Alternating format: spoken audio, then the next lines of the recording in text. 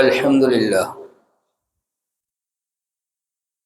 الذي هدانا لهذا وما كنا لنهتدي لولا أن هدانا الله، والصلاة والسلام على رسول الله محمد بن عبد الله وعلى آله حزب الله. أما بعد، فقد قال الله تعالى في كلامه العزيز بعد أعوذ بالله من الشيطان الرجيم، بسم الله الرحمن الرحيم.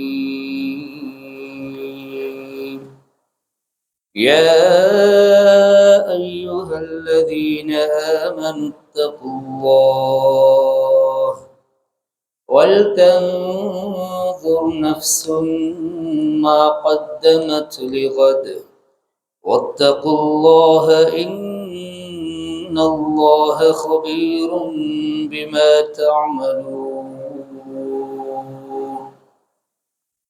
صدق الله العظيم. நிறைவுடைய வாழ்வளித்து நெடுநிலத்தை காக்க வல்ல மறையளித்த இறைவனுக்கே மாபெரும் புகழ் அனைத்தும் அவனையே போற்றுகின்றேன், புகழ்கின்றேன். அல்ஹம்துலில்லாஹ். சத்தியத்தின் தூதர், சன்மார்க்கத்தின் போதகர், சாந்தி மார்க்கம் ஏந்தி வந்த ஸல்லல்லாஹு அலைஹி வஸல்லம் அவர்கள் மீதிலும், சன்மார்க்கத்தின் சாம்ராஜ்யத்தை கட்டியெழுப்புவதற்காக வேண்டி தங்களின் உயிர்களை எல்லாம் கற்களாக பாவித்த அன்னவர்களுடைய உத்தம தோழர்களாகிய சஹாபாக்கள், அவர்களை தேர்ந்த தாபிஊன்கள், கியாமத்துடைய நாள் வரும் வரைக்கும் யாரெல்லாம் உத்தம நபி ஸல்லல்லாஹு அலைஹி வஸல்லம் அவர்கள் கொண்டு வந்த உன்னதமான தீனை அதன் உண்மையான வடிவிலே பின்பற்றி வாழ்வார்களோ அத்துணை நல்லவர்கள் மீதிலும் அல்லாஹ் சுப்ஹானஹு தஆலாவுடைய சாந்தியும் சமாதானமும் என்றென்றும் உண்டாவதாக. புனித ஜும்ஆவுடைய கடமையை நிறைவேற்றுவதற்காக வேண்டி தூய்மையான உள்ளங்களுடன் இஅ்திகாஃபுடைய நியத்துடன் குறித்த நேரத்திலே இறைவன் இல்லத்திலே ஒன்று கொள்விருக்கும் அல்லாஹ்வின் நல்லடியார்களே, அன்பார்ந்த இஸ்லாமிய வாலிப நெஞ்சங்களே, எம்மை படைத்து பரிபாலித்துக் கொண்டிருக்கும் எல்லாம் வல்ல ஏகநாயன் அல்லாஹ் சுப்ஹானஹு தஆலாவை அனுதினமும் பயந்து, விசேடமாக நாம் தனிமையில் இருக்கின்ற சந்தர்ப்பங்களிலும் அல்லாஹ் சுப்ஹானஹு தஆலாவை அஞ்சி பயந்து பணிந்து தக்வாவை கடைபிடித்து நடந்து கொள்ளுமாறு முதற்க நடிகனுக்கும் அப்பால் உங்களுக்கும் அந்த தக்வாவை கொண்டு வன்மையாக வசியத்து செய்கிறேன். நசீஹத் எனும் நல்லுபதேசம் கூறிக்கொள்கிறேன். அன்பார்ந்த இஸ்லாமிய சகோதரர்களே, அல்லாஹ் சுப்ஹானஹு தஆலா இந்த உலகத்தில் கொஞ்ச காலம் சோதனைக்காக வேண்டி எங்களை படைத்திருக்கிறான். நாம் படைக்கப்பட்ட நோக்கமும் சோதனைக்காக. இந்த சோதனைக்குரிய காலத்திலே நாங்கள் எங்களுக்கு கிடைக்க பெற்றிருக்கின்ற செல்வங்களும் ஒரு சோதனை தான் என்று அல்லாஹ் சுப்ஹானஹு தஆலா குர்ஆனிலே மிக தெளிவாக சுட்டி காட்டுகிறார். உண்மையிலே கண்ணியமான கனவான்களே, அன்பார்ந்த இஸ்லாமிய சகோதரர்களே, அல்லாஹ் சுப்ஹானஹு தஆலா இந்த உலகத்திலே கொஞ்ச காலம் சோதனைக்காக வேண்டி எங்களை படைத்து இந்த உலகத்திலே சில ஆபாசமான பொருட்களையும் இந்த உலகத்திலே அல்லாஹ் சுப்ஹானஹு தஆலா படைத்திருக்கிறான். உண்மையிலேயே மனிதனுக்கு கொடுக்கப்பட்டிருக்கின்ற இந்த சோதனை பொருட்களில் இந்த செல்வம், தங்கம், வெள்ளி, நாணயம், இது ஒரு ஆச்சரியமான ஒரு சோதனையாக இருந்து கொண்டிருக்கிறது.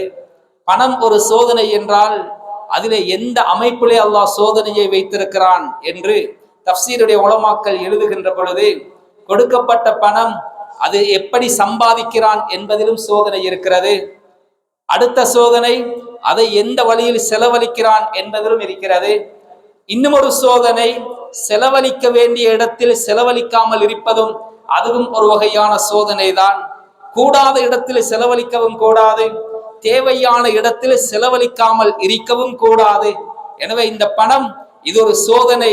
இந்த அமைப்பிலே அந்த சோதனை நடந்து கொண்டிருக்கிறது. யார் இந்த சோதனையில் வெற்றி கொள்கிறார்களோ நிச்சயமாக இவர்கள் பெரும் பாக்கியசாலிகள். சில ஏழை சஹாபாக்கள் வருகிறார்கள். ஹஜ்ரத் நாயகம் ஸல்லல்லாஹு அலைஹி வஸல்லம் அவர்களிடத்தில் வந்து, யா ரசூலல்லாஹ், செல்வம் நிறைந்தவர்கள் எல்லாம் எங்களை விட பிரத்யேகமான மேலதிகமான அமல்களை எல்லாம் செய்கிறார்கள். அவர்கள் அல்லாஹ்வுடைய பாதையிலே செலவழிக்கிறார்கள். அவர்கள் ஹஜ், உம்ரா போன்ற கடமைகளை நிறைவேற்றுகிறார்கள். சதகாக்கள் போன்ற அந்த இன்னொரு பல நல்ல அமைப்புகளில் அவர்கள் ஈடுபடுவதன் மூலமாக அவர்களுக்கு கிடைக்கின்ற வெகுமதிகளை, நன்மைகளை எங்களால் ஏழைகளாக நாம் இருக்கின்ற காரணத்தினாலே அடைந்து கொள்ள முடியவில்லையே என்ற ஆதங்கத்தை முன்வைத்த பொழுது ஹஜ்ரத் ஸல்லல்லாஹு அலைஹி வஸல்லம் அவர்கள் சொன்னார்கள், ஒரு அமலை சொல்லித் தருகிறேன், அதை நீங்கள் தொடர்ந்து செய்து வருவீர்களானால் அந்த செல்வந்தர்கள் அடைந்து கொள்ளக்கூடிய அத்துணை அந்தஸ்துகளையும் இந்த ஒரு அமலின் மூலமாக உங்களால் அடைந்து கொள்ளலாம். ஆர்வத்தோடு கேட்டார்கள், அது என்ன யா ரசூலல்லாஹ்? ஃபர்தான ஒவ்வொரு தொழுகைக்கு பின்னாலும் 33 தடவை சுப்ஹானல்லாஹ், 33 தடவை அல்ஹம்துலில்லாஹ், 34 தடவைகள் அல்லாஹு அக்பர் என்ற இந்த திக்ருகளை முன்மொழிந்து வாருங்கள். அவர்கள் செய்கின்ற அத்துணை கூலிகளும் உங்களுக்கு நிரப்பமாகவே கிடைக்கும், எந்த குறைவும் இருக்காது என்று சொன்ன நேரத்திலே அந்த சஹாபாக்கள் அதை தெரிந்து அமல் செய்ய ஆரம்பிக்கிறார்கள். நாள் செல்ல செல்ல இந்த விடயம் அந்த செல்வம் கொலிக்கும் சஹாபாக்களுக்கும் இந்த ஹதீஸ் கேள்விப்படுகிறது. எனவே அவர்களும் தொழுகை முடிந்து சுன்னத்தை முடித்து ஓடிவிடாமல் அதே இடத்தில் அமர்ந்து அந்த திக்ருகளையும் அவர்களும் சொல்ல ஆரம்பித்து விட்டார். திரும்பவும் இந்த ஏழை சஹாபாக்களுக்கு இது பெரும் பிரச்சனையாக தெரிந்தது. திரும்ப வந்தார்கள், யா ரசூலல்லாஹ், எங்களுக்கு மாத்திரம் நீங்கள் பிரத்யேகமாக சொல்லி தந்த அமலை செல்வந்தர்களும் கண்டுபிடித்து அவர்களும் இதை செய்கிறார்களே யா ரசூலல்லாஹ், நாங்கள் என்ன செய்ய என்று கேட்ட நேரத்திலே ஸல்லல்லாஹு அலைஹி வஸல்லம் சொன்ன ஒரு அழகான பதில் ஹதீஸிலே பதிவு செய்யப்பட்டிருக்கிறது. ذَلِكَ فَضْلُ اللَّهِ يُؤْتِيهِ مَن يَشَاءُ. இது அல்லாஹ் நாடியவர்களுக்கு கொடுக்கும் பாக்கியம். அதை அவன் நாடியவர்களுக்கு மாத்திரம்தான் கொடுப்பான். அதை என்னால் ஒன்றும் செய்ய முடியாது என்ற கருத்துப்பட ஹஜ்ரத் ரசூலுல்லாஹி ஸல்லல்லாஹு அலைஹி வஸல்லம் அவர்கள் சொல்லி, ஒரு மனிதனுக்கு செல்வம் கிடைக்கிறதா, அந்த செல்வத்தை முறையாக அவர் செலவழிக்கிறாரா, அவரை பொறுத்த வரைக்கும் அது ஒரு மிகப்பெரிய பாக்கியம். கண்ணியமானவர்களே, ஒரு மிகப்பெரிய ஒரு அந்தஸ்து அல்லாஹ் சுப்ஹானஹு வ தஆலா அவரை அருள் பார்வை கொண்டு பார்த்திருக்கிறான் என்பதுதான் பொருள் என்ற கருத்தை தான் இந்த வாசகத்தின் மூலம் வல்லல் நபி ஸல்லல்லாஹு அலைஹி வஸல்லம் அவர்கள் எடுத்து வைத்திருக்கிறார். எனவே பணம் என்பது இருக்கிறதே, யாரும் நினைக்க கூடாது அது என்னுடைய கெட்டித்தனத்தின் மூலமாக நான் சம்பாதித்தது. அப்படி நினைத்தால் அவரை அல்லாஹ் காரூனுக்கு உதாரணமாக குர்ஆனிலே சொல்லுகிறான். ஊதீதுஹு மின் இல்மின் இந்தி, என்னிடம் இருக்கின்ற அந்த டேலண்டின் மூலமாக இந்த பணத்தை நான் சம்பாதித்திருக்கிறேன். இதிலே ஏழைகளுக்கு பங்கு கிடையாது, இதிலே சதக்கா என்ற ஒரு பேச்சுக்கே இடம் கிடையாது, அது நானாக திரட்டியது, என்னுடைய திறமையினால் சேகரித்தது என்று அந்த காரூன் கொக்கரித்தான் இந்த பூமிக்குள்ளே இன்னும் சிலிவாங்கப்பட்டு கொண்டிருக்கிறான். கண்ணியமான கனவான்களே, அன்பார்ந்த இஸ்லாமிய சகோதரர்களே, ஹஜ்ரத் சுலைமான் அலைஹிஸ்ஸலாத்து வஸ்ஸலாம் முழு உலக ஆட்சியும் கொடுக்கப்படுகிறது. துல்கர்னைன் அலைஹிஸ்ஸலாத்து வஸ்ஸலாம் முழு உலக ஆட்சியும் கொடுக்கப்பட்டது. அவர்கள் சொன்னதெல்லாம் இது என்னுடைய ரப்பு எனக்கு தந்த பாக்கியம் என்று அல்லாஹுவைத்தான் புகழ்ந்தார்களே தவிர அவர்கள் இது என்னுடைய திறமை, என்னுடைய கெட்டித்தனம், என்னுடைய டேலண்ட் என்று அவர்கள் பேசவில்லை. நஹ்னு கஸம்னா பைனஹும் மஈஷத்தஹும் ஃபில் ஹயாத்தித் துன்யா, இந்த உலகத்திலே யார் யாருக்கு எப்படி பங்கு பிரிக்க வேண்டும் என்று முடிவெடுப்பவர்கள் நாம் என்று அல்லாஹ் சுப்ஹானஹு வ தஆலா அல் குர்ஆனிலே அடித்து சொல்லுகிறார். யாரை ஏழையாக படைக்க வேண்டும், முடிவெடுப்பவன் அல்லாஹ். யாருக்கு செல்வம் கொடுக்க வேண்டும், முடிவெடுப்பவன் அல்லாஹ். யாருக்கு அறிவை கொடுக்க வேண்டும், யாரை பாமரனாக வைக்க வேண்டும், யாரை முதலாளியாக்க வேண்டும், யாரை தொழிலாளியாக்க வேண்டும், இது யாருடைய கெட்டித்தனமும் யாருடைய தரக்குறைச்சலும் அல்ல. உலகத்திலே அப்படித்தான் அல்லாஹ் ஒவ்வொருத்தருக்கு ஒவ்வொரு அருட்கொடைகளை கொடுத்திருக்கிறான், கொடுத்து சோதிக்கிறான். கிடைத்த செல்வத்தை வைத்து நாம் என்ன செய்கிறோம்? கண்ணியமான கனவான்களே, அன்பார்ந்த இஸ்லாமிய சகோதரர்களே, புதிய மிம்பரை ஆரம்பித்து வைக்க வேண்டும் என்ற ஆர்வத்தோடு எல்லோரும் இந்த இடத்துல ஒன்று கூடினோம். ஆனால் அல்லாஹுடைய திட்டம் வேறு. தவிர்க்க முடியாத சில காரணங்களினால் வேலை தாமதமாகிவிட்டது. கேள்விப்பட்டேன், சந்தோஷம்.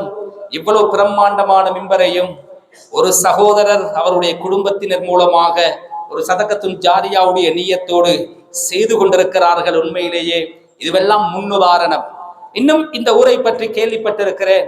ஒவ்வொரு வீட்டிலும் ஒரு தென்னை மரத்தை பள்ளிவாசலுக்காக வேண்டி வக்ஃப் செய்திருக்கிறார்கள் என்பது இது ஹஜ்ரத் ஸல்லல்லாஹு அலைஹி வஸல்லம் அவர்கள், ஹஜ்ரத் உஸ்மான் ரலியல்லாஹு தஆலா அவர்கள் அந்த பாக்கியத்தை அடைந்து கொண்டார். ஒரு பேரித்தம்பலம் மரம் இருக்கிறது. பக்கத்து வீட்டிலே ஒரு ஏழை சஹாபி இருக்கிறார்.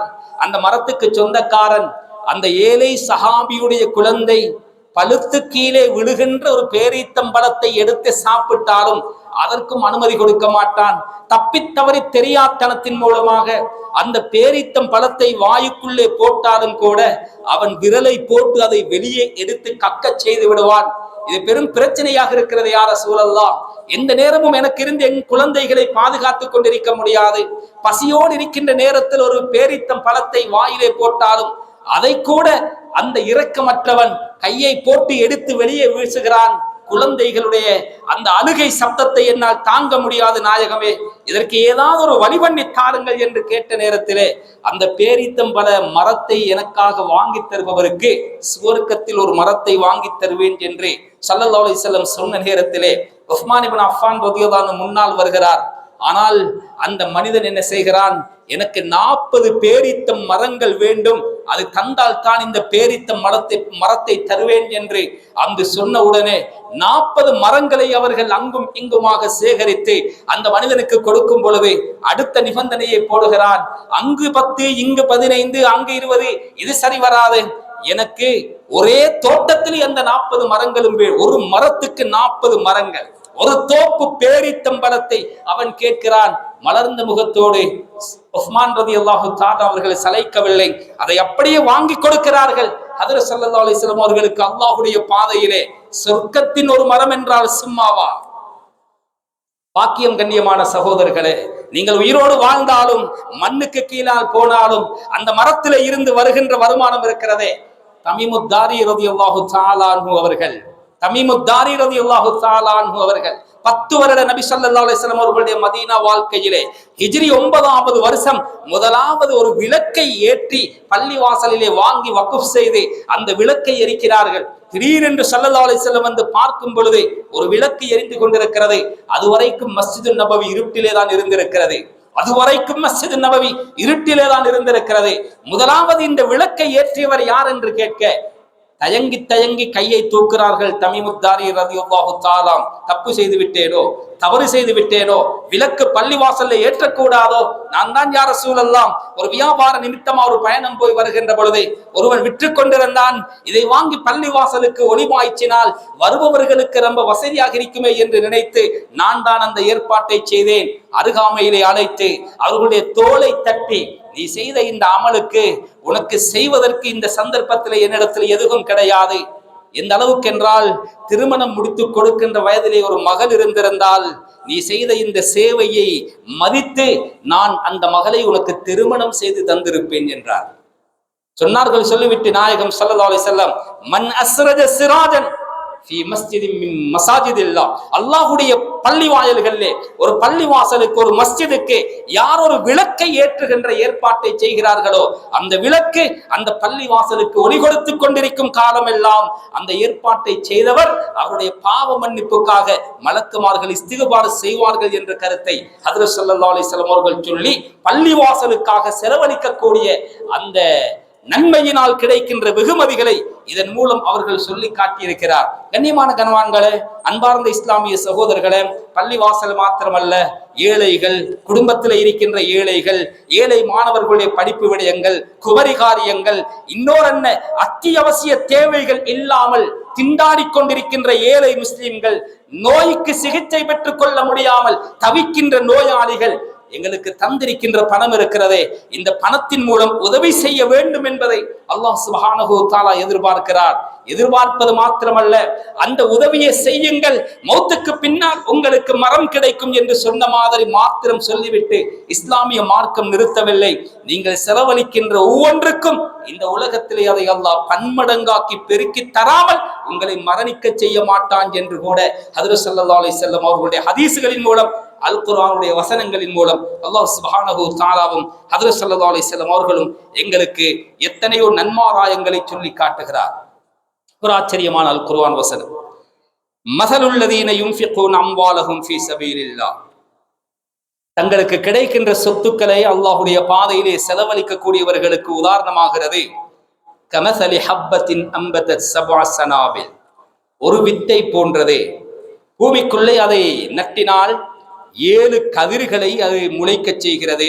ஃபீ குல்லி சும்புலத்தின் மிஅத்து ஹப்பா, ஒவ்வொரு கதிர்களிலும் 100 வித்துக்கள். ஒன்று 700ஆக அது பெருக்கி தருகிறது. ஆச்சரியமான ஒரு அல் குர்ஆன் வசனம். ஷேக் ஷாராவி அவர்கள் ஹஃபிதஹுல்லா இன்னும் ஹயாத்தோடு வாழ்ந்து கொண்டிருக்கிறார்கள் மிஸ்ருடைய நாட்டிலே. அவர்களுடைய தஃப்சீரில் இந்த ஆயத்திற்கு ஒரு ஆச்சரியமான ஒரு விளக்கத்தை பதிவு செய்கிறார். பூமிக்கு நீ கொடுக்கின்ற ஒரு வித்துக்கு பகரமாக அந்த பூமி உனக்கு 700 ஆக்கி தருகிறது. அல்லாஹ் தருகிறான் என்று சொல்லவில்லை, அம்பத்தர் அது முளைக்க செய்கிறது. எத்தனை 700 வித்துக்களை அது உருவாக்கி தருகிறது. அடுத்ததுதான் சொல்லுகிறான் அல்லாஹ், வல்லாஹு யுதாஇஃபு லிமன் யஷா. அட நீ கொடுக்கின்ற ஒரு வித்துக்கு அந்த வித்தும் அந்த பூமியும் சேர்ந்து இந்த பூமியே உனக்கு 700ஆக தருகின்ற பொழுது, அந்த பூமி ஒரு சாதாரண படைப்பு, அது அல்லாஹ்வால படைக்கப்பட்ட ஒரு படைப்பு. அந்த பூமியே ஒன்றுக்கு 700 தருகின்ற பொழுது வல்லாஹு நிச்சயமாக அல்லாஹ் சுப்ஹானஹு வ தஆலா அவன் எவ்வளவு பன்மடங்காக்கி தருகின்ற சக்தி உள்ளவனாக இருக்கிறான். வல்லாஹு வாசிஉன் அலீம், அவன் மிக விசாலமானவன் என்ற கருத்தை ஹதரத் ஷேக் ஷாராவி ஹஃபிதஹுல்லா அவர்கள், பூமியே ஒன்றுக்கு 700 தருவதாக இருந்தால் அந்த பூமியை படைத்தவன் எத்துணை மடங்கு தருவான், எவ்வளவு சக்தி உள்ளவன் என்ற ஒரு ஆச்சரியமான கருத்தை பதிவு செய்திருக்கிறார்கள். உண்மையும் அதுதான். கண்ணியமான கனவான்களே, அன்பார்ந்த இஸ்லாமிய சகோதரர்களே, செல்வம் பல வழிகளிலே வரும். சில கட்டங்களிலே புதையலின் மூலமாக கிடைக்கும், சில இடங்களிலே மாணிக்கம் தோண்டுவார்கள், ஒரே நாளிலே கோடீஸ்வரர்களாக மாறுவார்கள், அப்படியும் கிடைக்கும். அதிகமாக வியாபாரங்களின் மூலமாக அந்த செல்வத்தை திரட்டுகிறோம். அதிகமான இடங்களில் விவசாயத்தின் மூலமாகவும் அல்லாஹ் அந்த செல்வத்தை தருகிறார். இதை குர்ஆனிலே சொல்லுகின்ற பொழுது, யா அய்யுஹல்லதீன ஆமனூ அன்ஃபிகு மின் தய்யிபாத்தி மா கஸபதும், ஈமான் கொண்ட விசுவாசிகளே, நீங்கள் சம்பாதித்து உங்களுக்கு கிடைக்கின்ற செல்வங்களில் இருந்தும் அல்லாஹ்வுடைய பாதையிலே தாராளமாக வாரி வழங்குங்கள். வமிம்மா அஹ்ரஜனா லக்கும், நீங்கள் உங்களுடைய பூமியில் இருந்து நாம் வெளிப்படுத்துகின்ற அந்த பயிர்கள் இருக்கிறதா, அது வெள்ளாமையாகட்டும், அது விவசாயமாகட்டும், ஏனைய தென்னை போன்ற இந்த அமைப்புகளாகட்டும், பூமியில் இருந்து முளைத்து வருகின்ற, அதுவும் அல்லாஹ் எப்படி சொல்லுகிறான், நாம் வெளிப்படுத்துகின்ற, உங்களுக்காக நாங்கள் வெளிப்படுத்துகின்ற அந்த செல்வங்களில் இருந்தும் ஒரு தொகுதியை நீங்கள் அல்லாஹ்வுடைய பாதையிலே செலவழித்து விடுங்கள் என்று குர்ஆன் மிக தெளிவாக சொல்லி காட்டுகிறது. என்றால் பயிர் நட்ட எங்களால் அந்த முயற்சியை செய்யலாம், அதற்கு நீர் பாய்க்கின்ற ஏற்பாட்டை செய்யலாம், அந்த மண்ணை செப்பனிடுகின்ற வேலையை செய்யலாம். ஆனால் இருட்டுக்குள்ளே அந்த மண்ணுக்குள்ளே வேலை செய்கின்ற அந்த குதிரத்து இருக்கிறதே, இது அல்லாஹ்வுடைய சக்தி தான் அங்கு வேலை செய்யும். யாராலும் எதையும் முளைக்க செய்ய முடியாது. மேலோட்டமான முயற்சிகளை எங்களால் செய்யலாம். எனவேதான் அல்லாஹ் சொல்லுகிறார், நீங்கள் எதை செய்தாலும் அதை முளைத்து பயிராக உங்களுக்கு வெளிப்படுத்துபவர்கள் நாங்கள். எனவே நாங்கள் தந்ததிலிருந்து நீங்கள் செலவழியுங்கள். நீங்கள் கொண்டு வந்தது ஒன்றுமில்லை. பிறக்கின்ற பொழுது வெறும் கையோடு வந்தோம், பிறக்கின்ற பொழுது வெறும் கையோடு வந்தோம். கண்ணியமான கனவான்களே, சகோதரர்களே, கொண்டு போகும் பொழுதும் எதையும் கொண்டு போக போவதும் கிடையாது.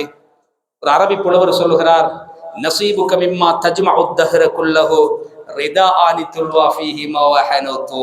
இந்த உலகத்திலிருந்து உங்களுடைய உயிர் பிரிந்து விட்டால் நீங்கள் காலம் முழுக்க சம்பாதித்தது இருக்கிறதே, இந்த தென்னந்தோப்பு என்னுடையது, அந்த வாகனம் என்னுடையது, இந்த வீடு என்னுடையது, அந்த கடையும் என்னுடையது, அதற்கும் நான் அட்வான்ஸ் பண்ணி இருக்கிறேன், என்னுடைய சொத்து மதிப்பு இவ்வளவு என்றெல்லாம் எத்துணை கோடிகளை சம்பாதித்து தங்கத்தினால் கோட்டைகள் எழுப்பினாலும் கண்ணை மூடியதற்கு பின்னால் உங்களுக்கென்று உறுதியாக சொந்தமாகுவது எது தெரியுமா? நீங்கள் மரணித்ததற்கு பின்னால் உங்களுடைய உடம்பை சுத்துவதற்காக பயன்படுத்தப்படுகின்ற அந்த கவன் துண்டும், உங்கள் உடம்பில் இருக்கின்ற ஓட்டைகளை அடைப்பதற்காக வேண்டி பயன்படுத்தப்படுகின்ற அந்த பஞ்சு துண்டையும் தவிர மிஞ்சி இந்த உலகத்திலிருந்து உங்களால் எதையும் கொண்டு போக முடியாது. இதான் வாஸ்தவம், இதான் யதார்த்தம். கையிலே கட்டி இருக்கின்ற கடிகாரத்தையும் கலட்டி விடுவார், விரலிலே மாட்டி இருக்கின்ற மோதிரத்தையும் கலட்டி விடுவார். பெண்களாக இருந்தால் அவர்களுடைய காதணி, கழுத்து செயின், அவர்களுடைய மோதிரம், அவர்களுடைய வளைகாப்பு எல்லாவற்றையும் கலட்டி விடுவார்கள். அந்த பட்டு அந்த கவன் துண்டு இருக்கிறதே, கவன் துண்டையும் அந்த பஞ்சு துண்டையும் தவிர இந்த உலகத்திலிருந்து அவர்களால் எதையும் கொண்டு போக முடியாது. உண்மையான புத்திசாலி யாரு தெரியுமா? யா அய்யுஹல்லதீன ஆமனு தக்குல்லாஹ், ஈமான் கொண்ட விசுவாசிகளே அல்லாஹ்வை பயந்து கொள்ளுங்கள். வல் தன்துர் நஃப்ஸும் மா கத்தமத் லிகத், உங்களில் ஒவ்வொரு ஆத்மாவும் சிந்திக்கட்டும் மௌத்துக்கு பின்னால் உள்ள வாழ்க்கைக்கு நீங்கள் எதை முன்கூட்டி அனுப்பி வைத்திருக்கிறீர்கள். நீ சதக்காவுடைய தலைப்பில் பேசுகின்ற பொழுது ஹஜ்ரத் ஸல்லல்லாஹு அலைஹி வஸல்லம் விசேஷமாக இந்த ஆயத்தை ஓதி காண்பிப்பார்கள் என்று ஹதீஸிலே வருகிறது. ஸலாஸத்துன் உக்ஸிமு அலைஹிம், சொன்னார்கள் நாயகம் ஸல்லல்லாஹு, 3 விஷயத்தை நான் உங்களுக்கு சத்தியம் பண்ணி சொல்ல போகிறேன். மனகஸமாலு அப்தின் மின் ஸதகா, ஒரு மனிதன் கொடுக்கின்ற தர்மத்தினால் சத்தியமாக சொல்லுகிறேன், வல்லாஹி சொல்லுகிறேன், பில்லாஹி சொல்லுகிறேன், தல்லாஹி சொல்லுகிறேன், அவனுடைய பணம் ஒரு நாளும் குறையவே குறையாது. ஹஜ் செய்தவர் அவருடைய பணம் ஒரு நாளும் குறையாது. கண்ணியமான கனவான்களே, அன்பார்ந்த இஸ்லாமிய சகோதரர்களே, அடுத்தது பல விடயங்களை சொன்னார்கள். அந்த விடயத்திலே அநியாயம் இழைக்கப்பட்ட ஒரு மனிதன் அல்லாஹுக்காக பொறுத்து கொண்டால் நிச்சயமாக அல்லாஹ் அவனுக்கு உதவி செய்து அவனை கண்ணியப்படுத்தாமல் மரணிக்க செய்ய மாட்டான். தன்னிடத்திலே பணத்தை வைத்துக் கொண்டு அடுத்தவரிடத்திலே யாசகம் கேட்கின்ற ஒரு கதவை யார் திறந்து கொள்கிறாரோ, வறுமையின் கதவை திறக்காமல் அவனை அல்லாஹ் மரணிக்க செய்ய மாட்டான் என்றால் அவனை பிச்சைக்காரனாக்காமல் மௌத்தாக்க மாட்டான் என்று சத்தியம் பண்ணி சொன்னார்கள் ஹஜ்ரத் ஸல்லல்லாஹு அலைஹி வஸல்லம். எனவே கண்ணியமான கனவான்களே, அன்பார்ந்த இஸ்லாமிய சகோதரர்களே, எனவே அல்லாஹ் எங்களுக்கு தந்திருக்கின்ற செல்வம் இருக்கிறதே, இதை கொடுத்தால் மௌத்துக்கு பின்னால் இருக்கின்ற சொர்க்கத்திற்கு முன்னால அல்லாஹுடைய தூதர் ஸல்லல்லாஹு அலைஹி வஸல்லம் நன்மாராயம் சொல்லுகிறார்கள். இந்த உலகத்திலே அவர்களுக்கு கிடைத்தே தீரும். 1க்கு 700 அல்ல, அதைவிட பன்மடங்கு. அந்த ருசி கண்டவர்களுக்கு தெரியும் சதகா செய்தால் என்ன கிடைக்கும். ஆஷுராவுடைய தினம், முடிந்த ஆஷுராவுடைய தினம் இருக்கிறதே, ஒரு ஹதீஸ் என்று வருகிறது, அபூதாவுதுல பதிவு செய்யப்பட்டது. யார் அந்த நாளில் குடும்பத்திற்கு செலவு செய்கிறார்களோ அந்த வருடம் முழுக்க உள்ள செலவை அல்லாஹ் பொறுப்பெடுப்பாள். இதை இந்த ஹதீஸை அறிவித்துவிட்டு அதிகமான அறிஞர்கள், இஸ்லாமிய பெருமக்கள் இதை அனுபவ ரீதியாக நாம் நிறைய வாழ்க்கையிலே பார்த்திருக்கிறோம். ஒரு வீட்டிலே, ஒரு ஏழை வீட்டிலே ஒரு கணவன் தன்னுடைய பொக்கெட்டுக்குள்ளே கையை போட ஒரு 140 ரூபாய் பணம் இருக்கிறது. இந்த ஆஷூராவில் நடந்த சத்திய உண்மை. தஹஜ்ஜுடைய நேரம் இந்த ஹதீஸையும் கேட்டுவிட்டு மனைவியை அழைத்து, குழந்தைகளுக்கு ஏதாவது வாங்கி கொடுங்கள், என்னிடம் இவ்வளவுதான் இருக்கிறது, குடும்பத்துக்கு செலவு செய்ய முடியுமானதை வைத்துதான் செலவு செய்யலாம் என்று கொடுத்து சுபகு தொழுவதற்காக வேண்டி பள்ளிவாசலுக்கு போய் சுபகை தொழுதுவிட்டு வந்ததற்கு பின்னால் அந்த பெண்மணியுடைய மனைவியுடைய தொலைபேசி அலறுகிறது. எடுத்து காதிலே வைத்தால் அவர்களுடைய குடும்ப ஒரு தனவந்தர் தொலைபேசியிலே அழைப்பை ஏற்படுத்தி, அக்கௌண்ட்டுக்கு பணம் போட்டிருக்கிறேன், தேவையான அத்தனை பொருட்களையும் வாங்கிக் கொள்ளுங்கள் என்று எத்தனையோ 1000 ரூபாய்களை போட அதை அவர்கள் தொலைபேசியின் மூலமாக இன்னும் ஒரு இடத்திலே பரிமாற, கண்ணியமான கனவான்களே, அன்பார்ந்த இஸ்லாமிய சகோதரர்களே, இது நிச்சயமான சத்தியமான உண்மை. எவ்வளவுக்கு எவ்வளவு அல்லாஹ்வுடைய பாதையிலே நாம் செலவழிக்கிறோமோ நிச்சயமாக அந்த அளவுக்கு அல்லாஹ் சுப்ஹானஹு வ தஆலா எங்களுக்கு அதை திருப்பி தருவான் என்பதில் எந்த சந்தேகமும் கிடையாது. சொன்னார்கள் நாயகம் ஸல்லல்லாஹு அலைஹி வஸல்லம், ஹஸ்ஸினு அம்வாலக்கும் பிஸ்ஸகா, உங்களுடைய செல்வங்களை ஜகாத்து கொடுப்பதன் மூலம் நீங்கள் பாதுகாத்துக் கொள்ளுங்கள். எவ்வளவுக்கு ஜகாத்தை நாம் சரியாக கொடுக்கிறோமோ செல்வம் பாதுகாக்கப்படும். இது அல்லாஹ்வுடைய உத்தரவாதம். இது முஸ்லிம் ஷரீஃபிலே பதிவு செய்யப்பட்ட ஒரு ஆச்சரியமான ஹதீஸை பாருங்க. அபூ ஹுரைரா ரலியல்லாஹு தஆலா அவர்கள் ரிவாயத் செய்றாங்க. قال ஸல்லல்லாஹு அலைஹி வஸல்லம், பைனா ரஜுலுன் ஃபீ ஃபலா மினல் அர்த், பூமியிலே ஒரு காய்ந்த பிரதேசத்தில் ஒரு மனிதன் நடந்து சென்று கொண்டிருக்கின்ற பொழுது, ஃபஸமிஅ ஸௌத்தன் ஃபீ ஸஹாபா, மேகத்திலே இருந்து ஒரு அசரீரி சத்தத்தை கேட்கிறான். இஸ்கி ஹதீகத ஃபுலான், இன்னாருடைய மகன் இன்னாருடைய தோட்டத்திற்கு மாத்திரம் நீ மழையை பொழிய வைக்க வேண்டும் என்று மேகத்திலிருந்து ஒரு சப்தம் வருகிறது. இது சொன்னவர் சாதாரணமானவர் அல்ல, ஹஜ்ரத் ஸல்லல்லாஹு அலைஹி வஸல்லம். இந்த ஹதீஸ் பதிவு செய்யப்பட்டிருக்கிற கிரந்தம் முஸ்லிம் ஷரீஃப். இப்பொழுது அதை கேட்ட மனிதன் அந்த மேகத்தை துயர்ந்து கொண்டே போகிறான். திடீரென்று ஒரு இடத்துல நின்று மழை கொட்டென்று கொட்டுகிறது. ஒரு ஏழை விவசாயி அவருடைய மண்வெட்டியின் மூலமாக பொழிகின்ற மழையை அவருடைய வயலுக்கு வரம்புகளை வெட்டி அப்படியே தண்ணீரை சேகரிக்கின்ற ஆச்சரியமான காட்சியை பார்க்கிறாரு. போய் அந்த மனிதனிடத்திலே உன்னுடைய பேர் என்ன என்று கேட்க, அவர் பேரை சொன்ன உடனே அந்த மனிதன் திரும்பி கேட்கிறான், ஏன் திடீரென்று வந்து பேரை கேட்கிறீர்கள்? இல்ல, வானத்தில் ஒரு அசரீரி சப்தம் வந்தது, மேகத்திற்கு ஓடர் ஒரு உத்தரவு வந்தது. அந்த உத்தரவு இன்னாருடைய தோட்டத்திற்கு நீ மழை பொழிய வேண்டும் என்று வந்தது. உன்னுடைய பேரை கேட்டால் அந்த பேர் தான் வானத்திலே முன்மொழியப்பட்டது. நீ இப்படி செய்வதற்கு, இவ்வளவு பெரிய சிறப்பை அடைவதற்கு நீ என்ன அமல் செய்கிறாய் என்று கேட்ட நேரத்திலே அவர் சொன்ன பதிலை பைகம்பர் ஸல்லல்லாஹு அலைஹி வஸல்லம் அவர்கள் அழகாக சொல்லி காட்டினார்கள். இந்த பூமியிலிருந்து முளைத்து வருவதை நான் அப்படியே பார்ப்பேன், மூன்றாக அதை பிரிப்பேன், வருகின்ற அந்த விளைச்சலை மூன்றாக பிரிப்பேன், மூன்றில் ஒன்றை சதகா செய்து விடுவேன்.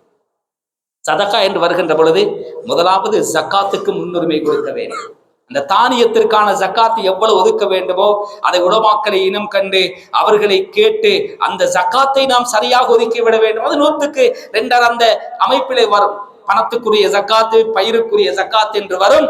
அது போக சதக்கா என்று இருக்கிறதே, அதற்கும் நாம் ஒரு பங்கை ஒதுக்க வேண்டும். ஜக்காத்தை கொடுத்து ஃபர்லை முடித்து விட்டு வஆகுல் அன வஅயாலி சுல்சஹு, என்ற குடும்பத்திற்கும் எனக்கும் அதுல 3ல் ஒரு பங்கை ஒதுக்குவேன்.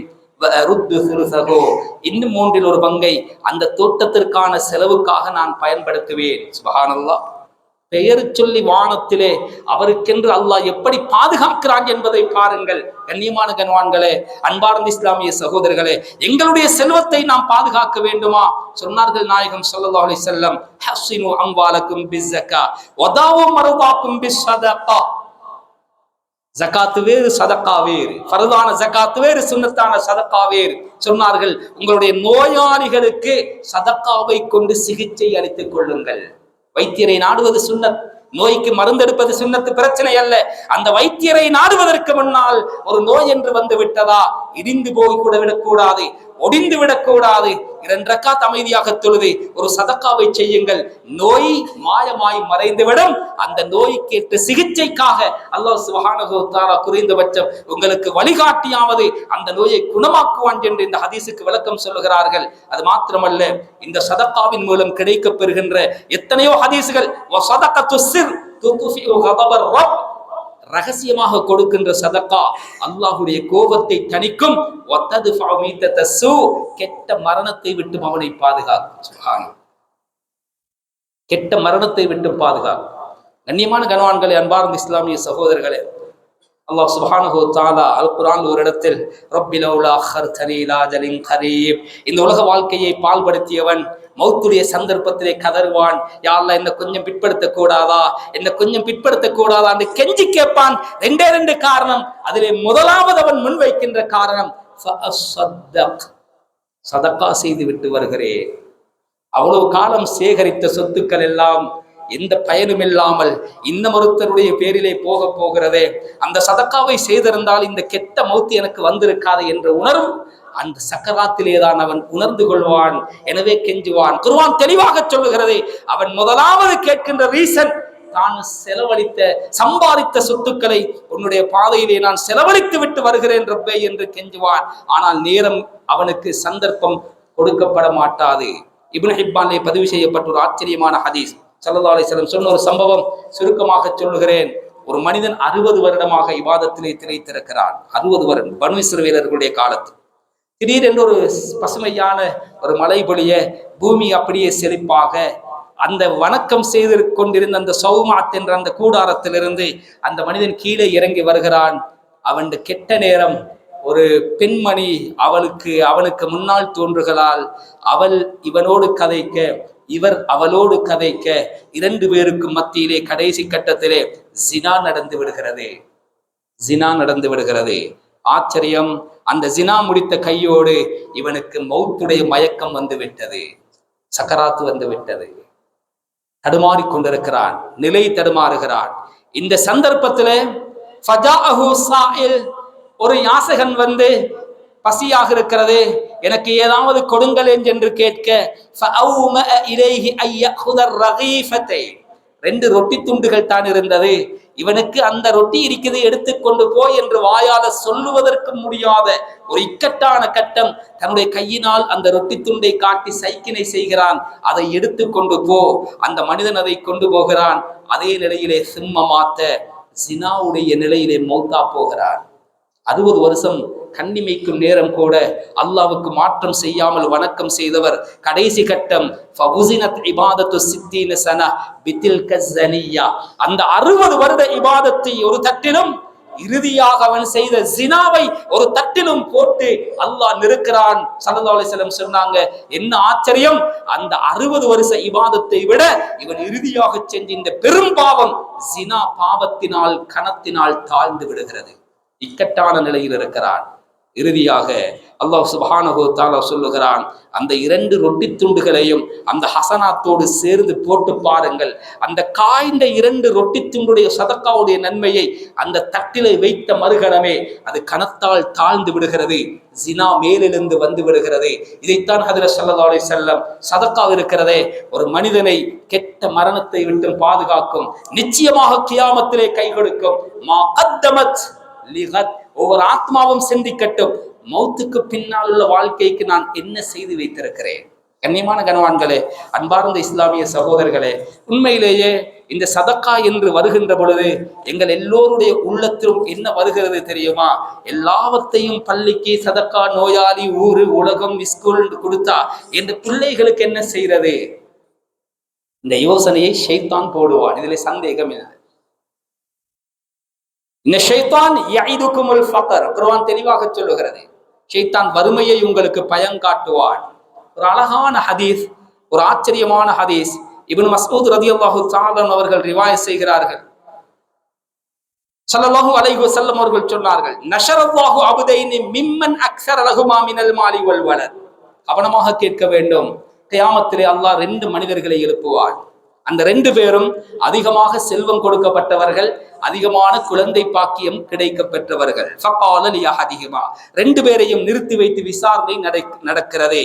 அல்லாஹ் கேட்கிறான், அலம் உக்ஸிர் லக மினல் மாலி வல் வலத், அதிகமான செல்வத்தையும் குழந்தை பாக்கியத்தையும் உனக்கு நான் தரவில்லையா?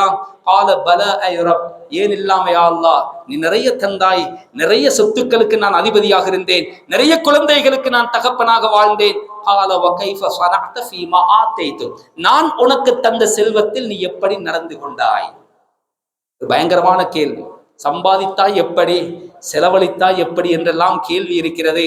இந்த கேள்வி இந்த மனிதனிடத்திலே கேட்கப்படுகிறது. அந்த மனிதன் சொல்லுகின்ற பதிலை பாருங்கள். ஸல்லல்லாஹு அலைஹி வஸல்லம் அவர்களுக்கு இந்த காட்சி எல்லாம் காண்பிக்கப்பட்டது, இப்படி எல்லாம் நடக்க போகிறது. கால தரக்துஹு லி வலதி மகாஃபத்தல் ஆயிலா, யா அல்லாஹ், நான் அத்தனை செல்வங்களையும் மிகவும் பாதுகாப்பாக என்ற பிள்ளைகள் எல்லாத்தையும் நான் கொடுத்துட்டு வந்தா என்ற பிள்ளைகள் ஏழைகளாகிடுவார்களே, பிச்சைக்காரர்களாக மாறிடுவார்களே, எனவே யாருக்கும் எதுவும் கொடுக்கல, அப்படியே ஏண்ட புள்ள ஏண்ட புள்ள ஏண்ட புள்ள என்று சொல்லி அந்த பிள்ளைகளுக்கே நான் வைத்து விட்டு வந்தேன்.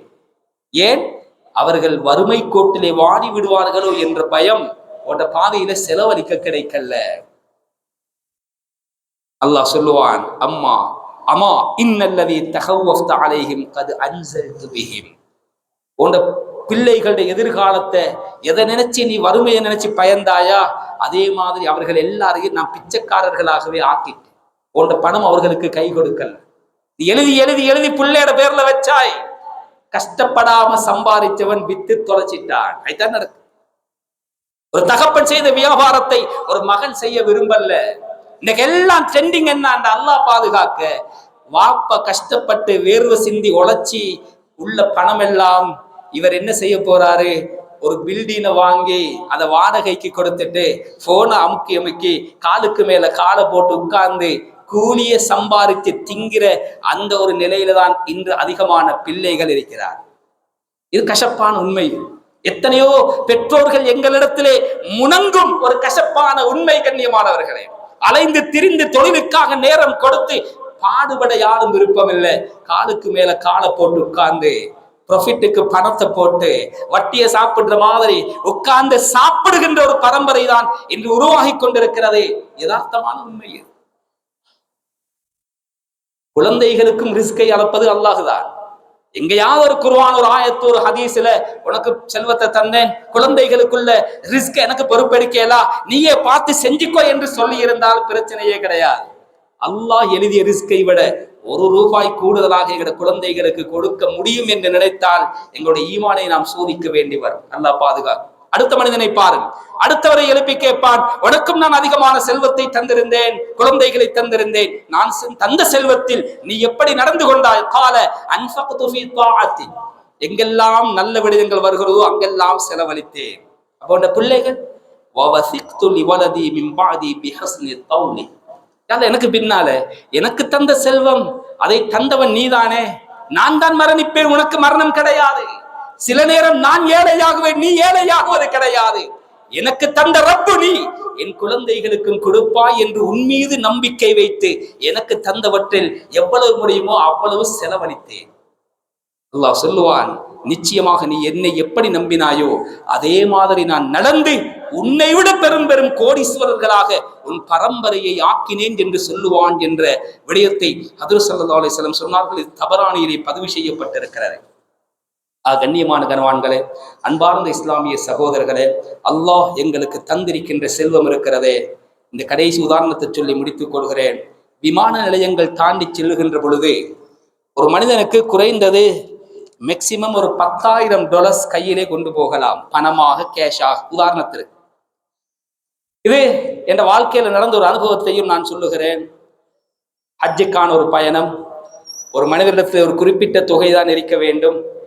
குரூப் லீடர் கிட்டத்தட்ட ஒரு 80 லட்சம் ரூபாய் பணத்தை கையில கொண்டு போறாரு. கொண்டு போக முடியாது, செக்அப் நடக்குது, மாட்டினா பணமும் பறிமுதல் செய்யப்படும், தேவையில்லாத விசாரணைகள் வேறு நடக்கும்.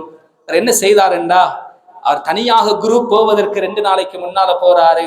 ஒரு ஜமாத்து போகுது, மாஷா அல்லாஹ், ஒரு ஜமாத்து வெளிநாட்டுக்கு போகுது, தெரிந்தவர்கள் எல்லோரும் இருக்கிறார்கள். ஆளிடத்திலே ஒரு $10,000 போல அந்த காலத்துல நான் ஒரு 20 வருஷத்துக்கு முன்னால் இருக்கும் நான் நினைக்கிறேன், கொடுத்து கவுண்டர் தாண்டி உடனே நான் எடுத்துக்கொள்கிறேன். சுப்ஹானல்லாஹ், அவருக்கு ஏற்பட்ட சந்தோஷம் இருக்குது, அதை வார்த்தையால வர்ணிக்க முடியாது. மனிதனுக்கு வெளியே வரவும் முடியாது, உள்ளே போகவும் முடியாது. கண்ணியமானவர்களே, இது ஆச்சரியமான ஒரு உதாரணம். நாங்க எவ்வளவுதான் பணத்தை பேங்க் பேலன்ஸ்ல வச்சு எத்தனை வாகனங்களை வாங்கி வைத்திருந்தாலும் மௌத்தாகும் பொழுது எதையும் எங்களோடு அனுப்ப மாட்டார்கள்.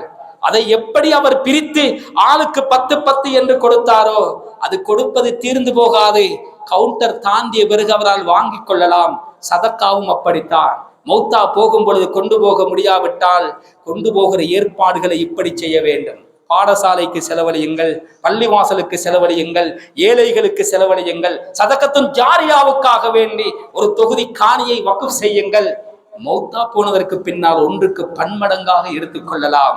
எனவே கண்ணியமானவர்களே, அல்லாஹ் தந்திருக்கக்கூடிய இந்த செல்வத்தின் மூலம் மௌத்துக்கு பின்னால் உள்ள வாழ்க்கையை சம்பாதிக்க நாம் அனைவர்களும் உறுதி கொள்வோமாக. அல்லாஹ் சுப்ஹானஹு வ தஆலா அதற்காக நம் அனைவருக்கும் அருள் புரிவானாக.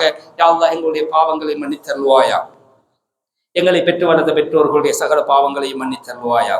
எங்களுக்கு கல்வி போதித்து இந்த நிலைமைக்கு எங்களை உருவாக்கி உயர்த்திய உஸ்தாதுமார்கள், ஆசிரியர்கள் அனைவர்களுடைய வாழ்க்கையை வளமாக்கி அவர்களுடைய நோய்களை குணமாக்கி வைப்பாயா. எங்களை பெற்ற எத்தனை பெற்றோர்கள் கபராளிகளாக இருக்கிறார்கள், அத்தனை பேருடைய கபறுகளையும் சுவர்க்க பூங்காக்களாக நீ ஆக்கி அருள்வாயா. யா அல்லாஹ், எங்கள் குழந்தைகளின் எதிர்காலங்களை ஒளிமயமாக்கி வைப்பாயா. யா அல்லாஹ், எங்கள் பிள்ளைகள் யாரெல்லாம் தொழில் செய்கிறார்களோ அவர்களுடைய தொழிலை பறக்கச் செய்வாயா. யாரெல்லாம் திருமணம் முடித்து குடும்பமாக வாழ்கிறார்களோ அவர்களுடைய குடும்ப வாழ்க்கையில நீ பறக்கச் செய்வாயா. யாரெல்லாம் கல்வி கற்றுக் கொண்டிருக்கிறார்களோ அவர்களுடைய கல்வி ஞானத்தில் நீ பறக்கச் செய்வாயா. யாரெல்லாம் ஷரியத்தை படித்துக் கொண்டிருக்கிறார்களோ தக்குவா நிறைந்த தலை சிறந்த உலமாக்களாக அவர்களை உருவாக்கி தந்தருள்வாயா. இஸ்லாத்தையும் முஸ்லிம்களையும் பாதுகாத்தருள்வாயா. யா அல்லாஹ், எங்கெங்கெல்லாம் யுத்த மேகங்கள் சூழ்ந்திருக்கிறதோ அங்கெல்லாம் அமைதியை நிலைநாட்டி வைப்பாயா. யகூதி நஸ்ரானிகளுடைய சதித்திட்டங்களை தவிடுபொடியாக்கி விடுவாயா. பலஸ்தீனிலே அவதிப்படுகின்ற முஸ்லிம்களை பாதுகாத்தருள்வாயா. ஷாம் தேசத்திலே அவதிப்படுகின்ற முஸ்லிம்களுடைய உயிர்களை நீ பாதுகாத்தருள்வாயா. அவர்களுடைய நிலத்தை நீ பாதுகாத்தருள்வாயா. யா அல்லாஹ், யகூதிகள் நஸ்ரானிகளுடைய ஒற்றுமையை சீர்குலைத்து விடுவாயா. அவர்களுடைய ஆயுதங்களை செயலிழக்க செய்து விடுவாயா. ஈமானோடு வாழ்ந்து கலிமாவை மொழிந்த நாவோடு இந்த உலகத்தை விட்டு பெறுகின்ற பாக்கியமான மௌத்தையும் நம் அனைவர்களுக்கு நசீபாக்குவாயா. துஆக்களை கபூல் செய்து கொள்வாயாக. வஆகிரு தஅவானா அல்ஹம்துலில்லாஹி ரப்பில் ஆலமீன். அல்ஹம்துலில்லாஹ்.